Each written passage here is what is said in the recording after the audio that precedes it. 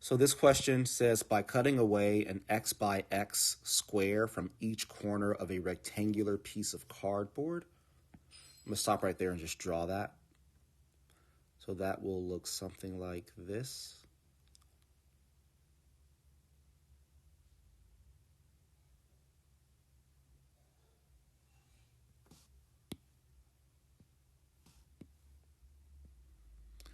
Where these are the corners that are being cut.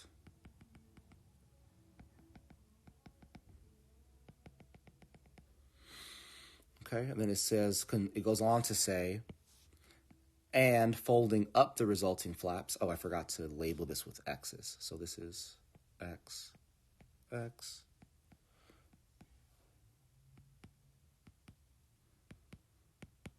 So by folding up the resulting flaps, a box with no top can be constructed. So hopefully you can imagine, you cut into this box and you start to lift up basically these parts, right? So like this gets lifted up, this gets lifted up, this gets lifted up, this gets lifted up, and you have a box, right? An open container, like an open food container, basically.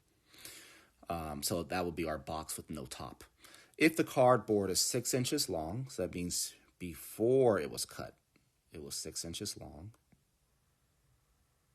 and 6 inches wide. Again, before it was cut, it was 6 inches wide.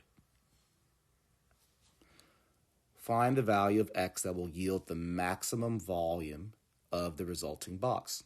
All right, so we've seen this word before, maximum, and we're just applying that to volume. So how do we find a maximum? How do we find a maximum in calculus? We look for the places where our derivative is equal to 0. I put f prime here, but I should have put v prime because it's not just a function. It's actually the function of the volume. It's the actual volume equation, which we're going to find out in a second.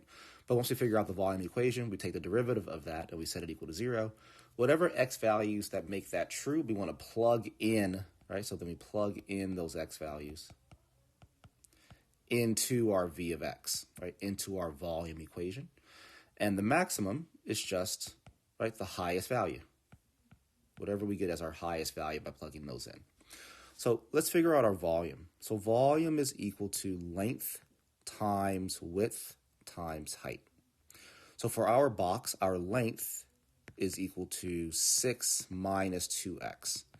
Why is it 6 minus 2x? Well, because our length of the box started off at 6. But then I'm subtracting, right? I'm subtracting x from here and from here, right? So I'm subtracting 2x's. So that's why our length is 6 minus 2x. Our width is also going to be 6 minus 2x for the exact same reason. So I'm subtracting x from the bottom and subtracting x from the top. And then our height is going to actually just equal x, right? Because when I fold this over, this becomes the height now, and this is x, right? All of these are just x values when I fold them upward. So let's simplify this by FOIL. So I have 6 times 6 is 36. 6 times negative 2x is minus 12x. Negative 2x times 6 is minus 12x. And negative 2x times negative 2x is positive 4x squared. I have an x here. I need to distribute this x into the parentheses. And actually, I can just combine these guys into a negative 24x. Okay, so when I distribute the x into the parentheses, I get 36x minus 24x squared and plus 4x to the third power.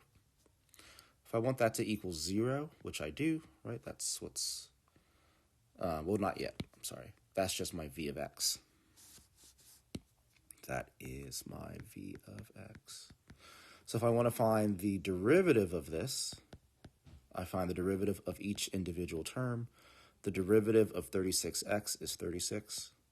The derivative of negative 24x squared is negative 48x. And the derivative of 4x cubed is positive 12x squared.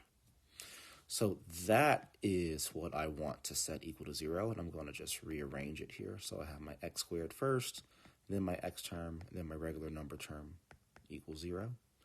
Looks like I can divide everything by 12 here as a GCF. Dividing by 12 would make that 1, would make that -4, and would make this 3. And this, of course, just stays 0, because 0 divided by anything is still 0. So then I'm left with this x squared minus 4x plus 3 is equal to 0. I can factor this. I can factor this way. You can use the quadratic formula if you'd like. I just think this is much faster. Where did those numbers come from? Well, whenever you don't have a number in front of x squared, all you care about is, are there two numbers that multiply to equal the last number, right? Like -3 times -1 is +3. And that add together to equal the middle number. -3 plus -1 is -4. So that's where those numbers come from. Then I can set each of these individually equal to 0, in which case I get x equals 3 and x equals 1. Okay. So those are the values that I want to plug in to my v of x. So where's my v of x? My v of x is here. So I'm going to erase pretty much everything else.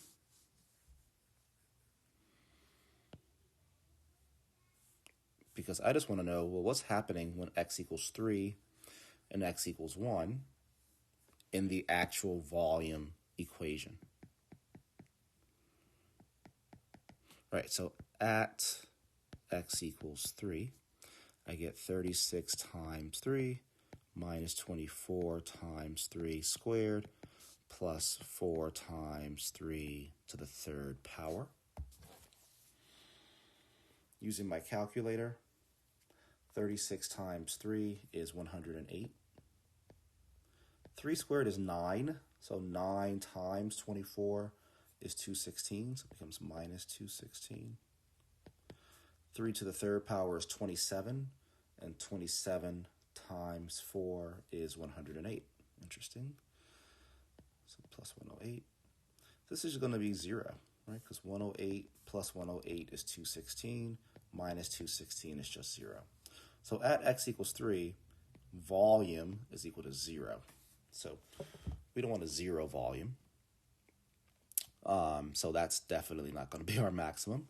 So let's see what happens at x equals 1. So let's erase this. So at x equals 1,